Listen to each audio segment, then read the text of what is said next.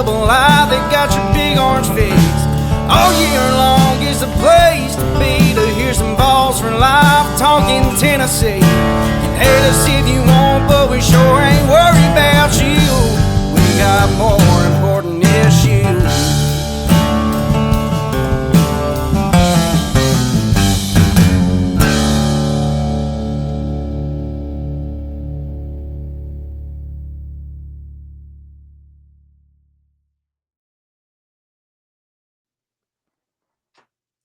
Welcome into an emergency meeting of the minds.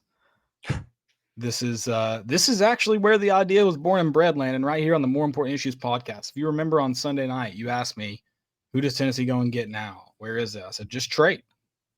He's obviously does not have the confidence of the UCLA coaching staff. Why would he stay there? You mentioned they may not even have money for him now. The simple solution is offload him to Tennessee. We just need a warm body at this point. Yeah, it's NFL draft season, and you have the little clicker going. We should have put the trade is in. Ooh, yeah, we should have. We missed out. Not necessarily too late, but yeah, it's fine. We kind of ruined we buried the lead there a little bit. So I do think if trades are going to be a thing, and I mean this isn't a trade per se, or do you think like Foster just walked in, he's like, hey, you don't have to go, but I can send you to Tennessee at this point. Like, how do you think this came about exactly? I think there is a Jonah Hill somewhere in Tennessee's athletic office, and he kind of set this in motion. Oh, do you think we found our first baseman? Is that what it is? Yeah, I think we went full on money ball in this. It's incredibly hard to play, or it's super easy to play first base. Incredibly hard. Yeah, he gets on base. Joey Aguilar gets on base. I hope you're right. I mean, there's obviously been all these talks about did Tennessee win or lose this trade. I don't know if there's a winner or a loser necessarily. Maybe both sides in this trade. I feel like this is a bad fit all around. Yeah, I mean, I definitely think to be determined, like who wins this trade, I guess. But Joey Aguilar may not even be your starter. Like it may just look like a wash for Tennessee potentially. Like probably best case scenario, it looks like a wash for Tennessee, right? Yeah, I mean, like you got to look at it as. I think if you look quarterback for quarterback, yeah, I mean, I definitely think UCLA probably has a leg up. I mean, obviously UCLA was like, yeah, we're bringing this guy in over you. Sorry. But if you look at it like you're going to use that money to bring in a defensive lineman and a wide receiver and like different stuff like that, then yeah, Tennessee could end up winning this trade. And if Tennessee goes out and wins 9 games next year with whoever at quarterback, I mean, they won the trade. It doesn't matter if Joey Aguilar played or not. They won the trade. Sure. And we just talked about this with Chase Thomas. That'll come out on Wednesday, but I don't view him. I definitely, he's not the day one starter. Like this isn't a recruit you brought in as your starting quarterback. And I think with Jake Merklinger, who's probably, I said this too, but maybe he might not be written on a board anywhere, but Joey Halsley, Josh Heupel, just gotta be subconsciously at least thinking like, our guy's Jake Merklinger right now. Like when they think about who's leading the team out against Syracuse in Atlanta, I just feel like it's got to be Merklinger. Because he's been there for a year and a half now. He's gone through. Was he here for last spring practice? He was an early enrollee, wasn't he? Yeah. Just completed his second spring practice. Whether they love the idea or not, it's got to be what they're thinking. Yeah, I mean, you kind of have like at this point, if you're Jake Merklinger and or even George McIntyre, let's throw him in the mix as well. You got to be like, hey, we play in like 5 months. This guy has to learn an entire system. I have a leg up. Yeah. Now, if you're looking at it like, oh, they brought this guy in because they don't trust me, blah, blah, let's feel sorry for myself. Well, you're probably not going to win the job anyway. I like that you're coaching these guys right now. You're in the QB room, Gruden. Talk to me. Yeah. Yeah, Joey Halsley, Joey Aguilar. That's going to get that's Joey squared, or we could just going to continue. We're going to do that if he does win the job. We're gonna just combine Joey squared? Yeah, Joey squared. Okay. Yeah. You in on that? Sure. Yeah. Well, let's see. Well, not just if he wins the job. I need things to go well before we start printing those shirts. Okay. But yeah. Okay. But then I just want to that idea popped in my head, so I just want to get it out there so we don't lose it. But yeah, I definitely think it. Those guys have a leg up on Joey Aguilar right now. I mean, we don't really know anything about this guy, other than like he had a decent career at App State. Again, that was, the Group 4. Like it wasn't like a Power 4 program. Like he was going to one. Like, I mean, there's issues with turnovers. Like there's stuff that you can kind of pick apart about Joey Aguilar and just be like, yeah, he's not probably the end all be all. No, I think right now on paper, this looks like, what are you doing, Tennessee? But we also just have to understand the position that the staff was in. And it wasn't, I think this would be more alarming to me if this was a random program you pulled Joey Aguilar from. Mm-hmm. The fact that it happened the way it happened, it just makes sense. It's not great. And it's funny. It's not good. It is kind of funny. It's not bad though either. I think it's just the nature of the position we found ourselves in. And could Tennessee have avoided this? Potentially. Like you go back to December when apparently the talks of $4 million or we leave come up, then maybe you just, if you're not going to pay the $4 million, maybe you walk away then and go find a quarterback that can start for you next year. But again, we don't know what those conversations were. We may never know because Tennessee's not going to say. And then I don't know if we can trust a word out of Nico's camp the way things have stood right now. Did Arkansas get anything? They offered somebody today from UCLA. No, I don't remember who they offered some quarterback in the portal. I don't remember who it was. But yeah, I mean they're kind of left out of this. I mean, if we're talking about who got the worst of this trade, it's probably Arkansas.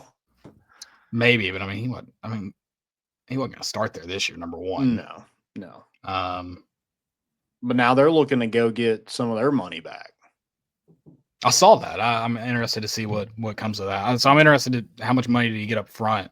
Because we were talking how much of that 1.2 did Joey Aguilar get at UCLA? Is Tennessee expected to pay any of that in this trade? Yeah.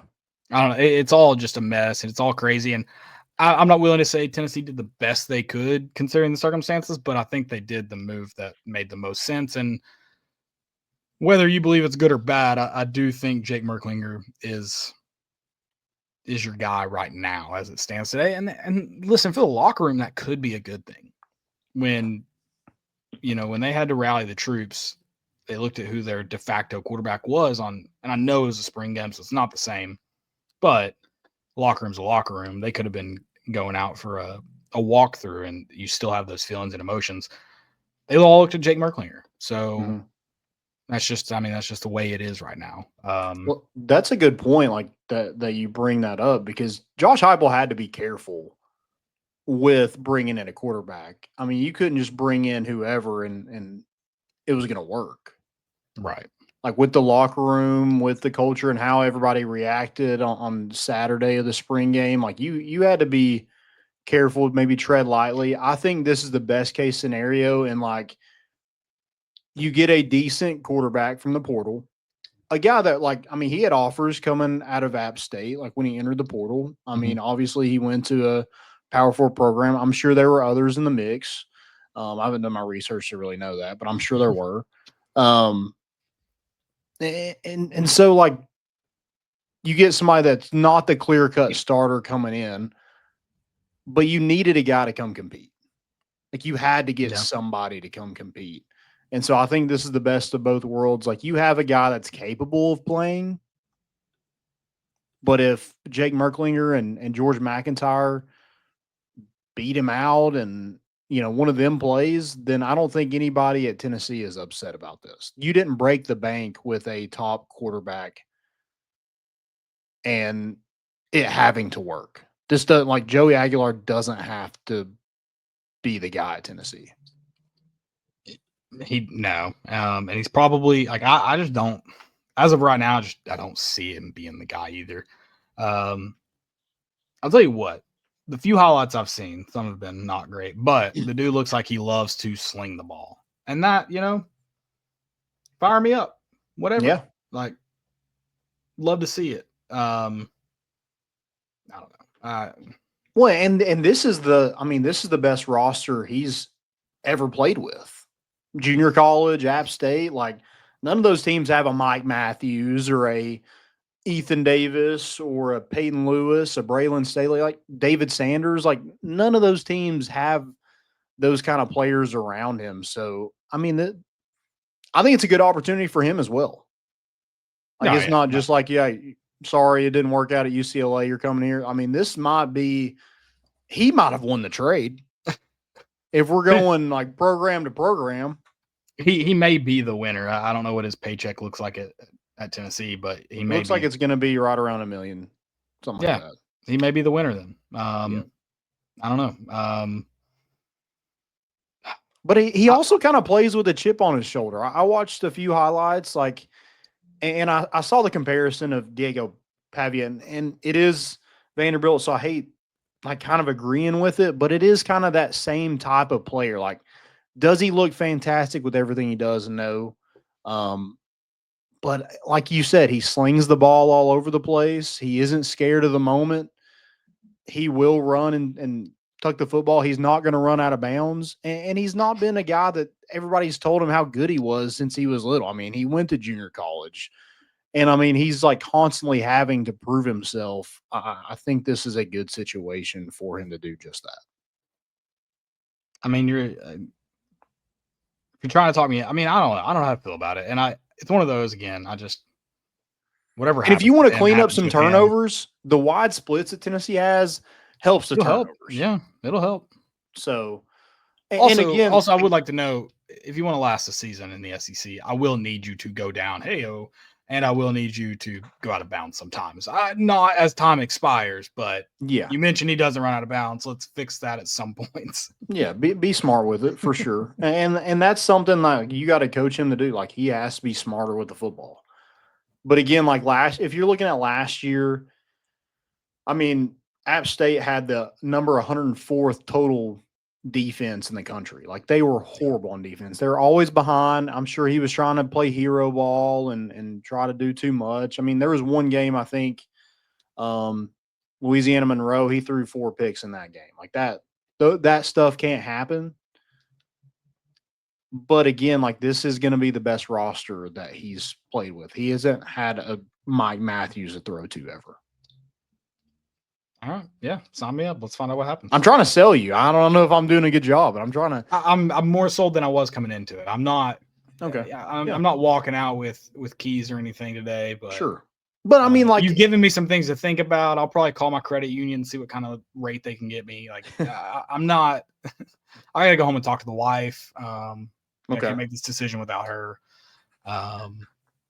This is a big decision. So I don't want to. I don't want to tell you yes or no today. If you can give me a better rate tomorrow too, that'll help things. Maybe throw in some all-weather mats. Yeah. I think this option was better than the alternative of just running with 2 quarterbacks and hoping the worst. Sure, absolutely. So, that sounds like a low interest rate. We're talking like, I don't know what it is on a car. I hope I never have to buy a new car. But I mean, I think like if you got me in like 7.4, like I'm real happy. Yeah. I think my credit union's offering like 8 right now. So, and you can refinance later on. Lower than 7.4? You're crazy. I'm in. You're selling me a home mortgage for a $25,000 car. I'm in. Well, I can give you like a couple different options. Like you have George McIntyre. He's the prototypical good quarterback, but he's young. You know, there's a pros and cons to all these quarterbacks. Absolutely. So which one gives you the best chance to win? What's Jake Merklinger? What is he? What kind of car is he? I think he's a little bit of, Joey Aguilar. He's like let's say George McIntyre is like a sports car. Yeah. It's like pretty good show. He's a 5-star. Got a big arm. Expensive. Yeah, it's new. Um, But like he's an American sports car. He's local. yeah, American Muscle. Yeah, 100%. Yeah. Jake Merklinger is probably like I don't know, like a nice like Lexus. Let's say that. Okay. Like it's high end. It's not the best thing in the world, not the best on gas mileage either for a car, but it'll get the job done, and it looks like you have a little bit of money. Okay.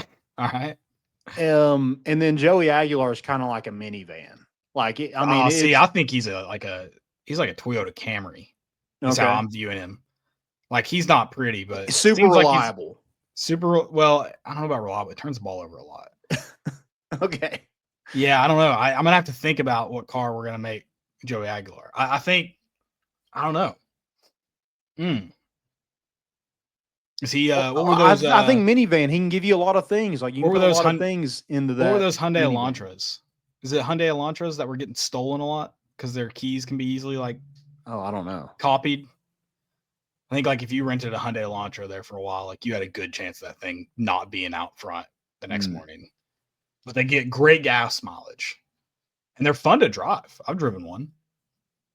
Yeah, maybe it's like maybe he's like an old Jeep Wrangler. Like it holds its value, but like it's not great on gas. It's got some grit to it. Yeah, you take it anywhere. Yeah, off-road it.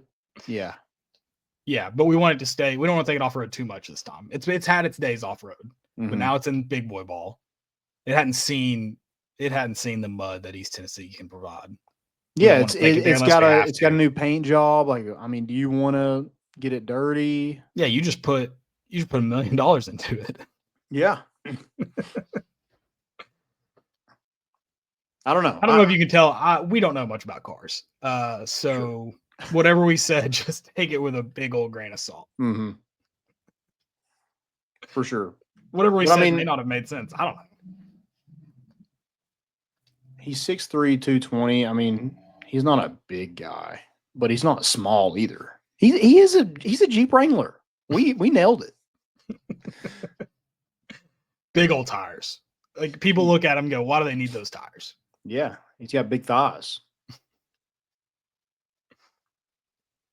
Yeah, let's see where this goes. He has won a bowl game. Oh, cool. What bowl game? The Cure Bowl. He was the MVP of the Cure Bowl. I'm in. Sign me up. Yeah, and his 2023 season was obviously a lot better than his 2024 season, but it was, I think a lot of it had to do with the offensive line. He did get sacked quite a bit in his 2 years at App State, not as much as Nico did last year, but some of that was on Nico too. Get right here. Sure. Now I'm trying to sell you on it. Come on. But yeah, he's slinging the ball, man. He's slinging it. And that's kind of what we need. We need somebody who, I mentioned the Diego Pavia. Like we have a guy named Jake Merkslinger. I mean, what more do you want, Landon? I'm just saying there's option. We have options. I like options. Yeah. Whereas if we didn't land a quarterback like Aguilar, I don't think we have very many options. Sure. No, I think we did the best with what we could. It is what it is. This is an awful time for your starting quarterback to enter the portal. That's the moral of this story, kids.